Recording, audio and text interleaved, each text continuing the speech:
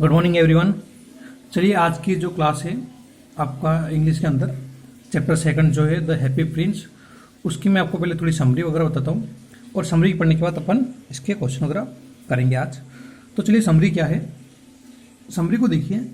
Happy Prince chapter का नाम क्या है आपका, हैप्पी प्रिंस, जो ऑस्कर वाइल्ड के द्वारा लिखा गया है। तो उसकी समरी है जो लिख रहा हूँ, बता रहा हूँ मैं। समरी आपको देखो हिंदी में बता रहा हूँ मैं। क्या है कि नगर के बीच एक ऊंचे स्तंभ पर हैप्पी प्रिंस का एक बूथ था। बूथ यानी उसकी स्टेचू थी, उसकी प्रतिमा थी लगी हुई थी। कहाँ पर? नगर के बीचों बीच। इसका नाम क्या था बूथ वाले का? Happy Prince. ठीक है। वह सुनहरे पत्तों से ढका हुआ था। अब उसकी जो बॉडी जो कवर थी वो कहीं से कवर थी? सुनहरे पत्तों से। सुनहरे पत्ता मतलब हो सकता है कि वो गोल्ड के हो, किसी मेटल के हो, या उसके ऊपर पॉलिश वगैरह कर रखी हो। उसके आंखों के स्थान पर, अब जब उसकी आंखें थी तो आंखों पर क्या बड़े लगे हुए थे? दो बड़े बड़े नीलम लगे होते हैं। नीलम जो होते हैं ना, मणि वगैरह जो काफ़ी महंगे होते हैं, तो नीलम वगैरह लगे हुए थे। उसकी तलवार के ऊपर एक मरकत मणि लग रखा था। अब आपने देखा होगा तलवार के पकड़ने का जो जहाँ से पकड़ा जाता है, हैंड जो होता है, वहाँ पर भी एक मणि वगैरह चमक रहा था, जो उसके अंदर चमका हुआ था। प्रिंस ने चारों तरफ नजर डाली और निर्धरों की दयनीय दशा देखी। अब जब प्रिंस का जो बूथ था वो काफी ऊंचा था, तो पूरे शहर को देख पाता था। तो उसने देखा कि नजर के चारों तरफ देखा था उसने, तो देखा कि नगर के अंदर बहुत से लोग गरीब हैं, निर्धन हैं। तो ये देख के उसका मन जो है काफी विचलित हो गया। तो उसी समय क्या हुआ, रात को उसी शहर के अंदर एक रात एक छोटा अबाबिल शहर के ऊपर छोड़ा। एक पक्षी जो है अबाबिल इसका नाम था, वो शहर के ऊपर उड़ रहा था। तो क्योंकि उसके मित्र जो थे वो सब का मिस्र को जाने के लिए जा रहे थे, तो सभी ने सोचा कि हम कहाँ चलते हैं, मिस्र चलते। तो वो जब तक सोचता उतने उसके सारे दोस्त जो थे, उसके मित्र पहले ही का मिस्र में पहुंच गए थे। वह पीछे ठहरा रहा। अब वो पीछे रह गया था। क्यों रह गया था? क्योंकि वो एक सर्वाधिक सुंदर नर्सल से प्यार करता था। वो वहां पर कोई था जो उससे, एक पक्षी था, उससे प्यार करता था। समुची गर्मियों में उसका प्रेम चलता रहा। हाँ बताओ। तो उसके बाद आगे बोला, पतझड़ आने पर कोई नर्सल नहीं रही। अब जब मौसम पतझड़ का आ गया तो कोई नर्सल पक्षी नहीं रुका वहां पर। तो और साथ ही अबाबिल पक्षी जो थे वो भी क्या हो गए, वहां से उड़ गए। अब अकेला अबाबिल वहां रह गया। तो वो बूथ के ऊपर आके बैठ गया। और जैसे बूथ बेचारा उस शहर को देख रहा था, और इतने एक और ये पक्षी जो है जब उड़ रहा था तो उड़ते उड़ते थक गया, तो वो कहाँ पर आके उस बूथ के ऊपर आके बैठ गया। और उसने सोचा कि आज मैं यहीं पर रात बिताता हूँ। हाँ, तो वो उसने वहां पर रात बिताई। अब जैसे वो सोने वाला था तो उसके ऊपर एक पानी की बूंद टपकी। जैसे सो रहा था नीचे, बूथ के नीचे पैरों में सो रहा हो मान लो, या उसके हाथों के ऊपर सो रहा हो, और अचानक उसके ऊपर बूंद टपकी। पर अब उसने देखा कि ऊपर बादल तो है नहीं, तो ये पानी की बूंद कहाँ से आई? तो फिर उसने देखा कि एक और बूंद उसके ऊपर गिरी। तो फिर उसने देखा कि यार एक बूंद और गिरी, तो उसने देखा यार यहाँ तो पानी यानी कि टपक रहा होगा। तो उसने उड़ने की सोची। तो जब उसने उसके ऊपर एक और तीसरी बूंद गिरी, तो उसने देखा कि जो हैप्पी प्रिंस था वो क्या हो रहा था, रो रहा था। और क्यों रो रहा था? आपने ऊपर पढ़ा था, निर्धनों की दयनीय दशा को देख के कारण। तो फिर बूथ और अबाबिल पक्षी दोनों की बातें हुई। तो बूथ ने बताया कि जब वह जीवित था तो बूथ ने अबाबिल को बताया कि जब तक जीवित था उसे आंसुओं के बारे में कुछ पता नहीं था। अब वह काफी ऊंचाई पर स्थित है, क्योंकि बूथ काफी ऊंचाई बना हुआ था। तो उसे नगर का दुख दिखाई दे रहा था, क्योंकि उसने देखा कि नगर में बहुत सारे लोग गरीब हैं, निर्धन। देखा, मैंने आपको भी बताया था। हैप्पी प्रिंस ने अबाबिल को एक दर्जन के बारे में बताया। एक टेलर जो था उसने बताया हैप्पी प्रिंस ने इसको, अबाबिल को। और वह रानी की दासियों के साटिन के गाउन पर फूलों की कढ़ाई कर रही। अब वो दर्जन क्या करती, रानी के जो कपड़े उस पर कुछ नक्काशी वगैरह, जो कुछ कपड़े वगैरह सिलाई का काम कर रही थी।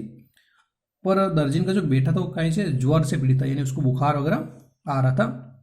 तो हैप्पी प्रिंस ने अबाबिल से कहा कि, अब हैप्पी प्रिंस तो जा नहीं सकता था कहीं पर किसी मदद करने के लिए। तो उसने किसको, अबाबिल से बोला कि मेरी तलवार जो है इसकी मूठ में एक मणि है जो लगा हुआ, उसे निकाल कर उस गरीब जो दर्जी ने उसको जाके दे के आ जाओ, ठीक है, तो उसे दे दो।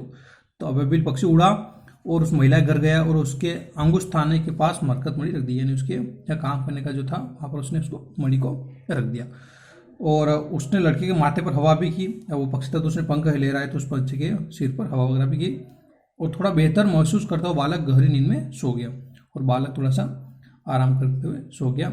हालांकि ठंड थी, परंतु अबाबिल के नेक काम के कारण उसे गर्मी महसूस की। अब ठंड तो लग रही थी, लेकिन अबाबिल ने जब हवा करी और गर्मी महसूस हुई उस बच्चे को, तो हैप्पी प्रिंस ने अबाबिल से एक रात और ठहरने के लिए कहा। अब एक रात उन्होंने ये काम करा, तो हैप्पी प्रिंस ने बोला कि यार थोड़ा रुक जाओ, मुझे और कोई काम है तो वो आप कर दीजिएगा। उसने एक नाटककार के बारे में बताया, उसे अगली रात क्या बताया उसने, एक नाटककार के बारे में बताया जो इतनी ठंड में महसूस कर रहा था कि रंगमंच के निर्देशक के लिए लिखे जाने वाले नाटक को समाप्त नहीं कर पा रहा था, क्योंकि वो नाटक वगैरह लिख रहा था तो उसको सही नाटक लिखना नहीं आ रहा था नाटककार को, और उस नाटक को भूख भी लग रही थी।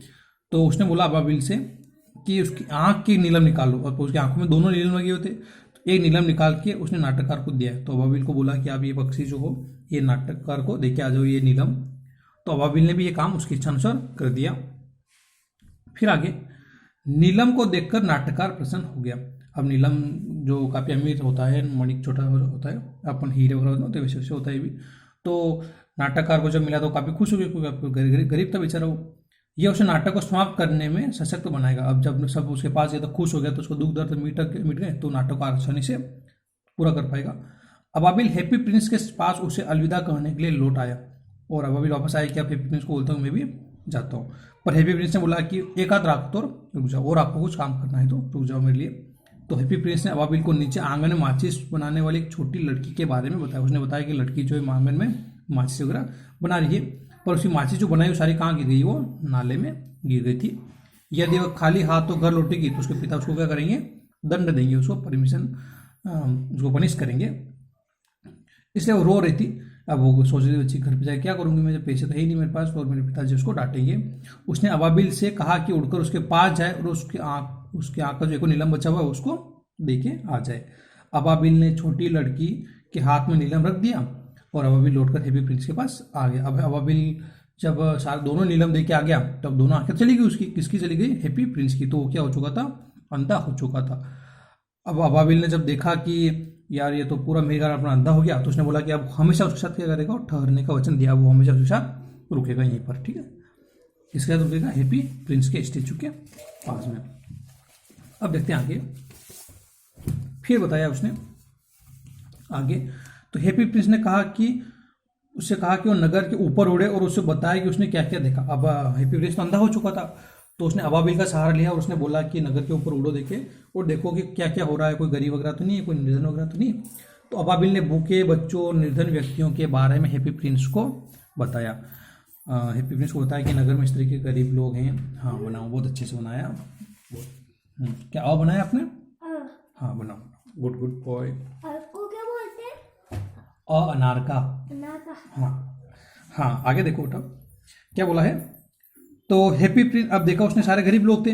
अबाबिल ने जब उड़ा और निर्धन व्यक्ति के बारे में हैप्पी प्रिंस को बताया, तो हैप्पी प्रिंस ने बोला कि उसके शरीर पर जो सुंदर सोने के सारे पत्ते जो है, मैंने स्टार्टिंग बताया था, सोने जो पत्ते थे लगे होते उसकी बॉडी को ऊपर कवर कर रखे थे। तो उसने बोला कि सारे जो पत्ते हैं निकाल कर उन सभी गरीब लोगों को देख के आ जाओ। अब जब गरीब लोगों को सब देने लगे, देख के आ गया वो, तो बच्चे खेलने लग गए और निर्धन लोग क्या हंसने लगे, क्योंकि गरीब से अब अमीर हो चुके थे। और फिर सर्दी शुरू हो गई अचानक, और बर्फ तथा कोहरा पड़ने लगा। अब बेचारा छोटे अबाबिल जो तो वो तो दिन रात भर दौड़ता रहा, इधर से उड़ता रहा, तो ठंड लग गई उसको, तो उसको अधिक सर्दी लगने लगी। परंतु फिर भी वो उस स्टेचू के पास रुका रहा, हैप्पी प्रिंस के पास रुका रहा, और उसने महसूस किया कि वो अचानक बहुत ज़्यादा ठंड लग चुकी थी, उसकी मृत्यु के नज़दीक है, अब वो जल्द ही मरने वाला है। आगे है, तो अबाबिल ने हैप्पी प्रिंस से कहा कि उसका हाथ उसको चूमने दे।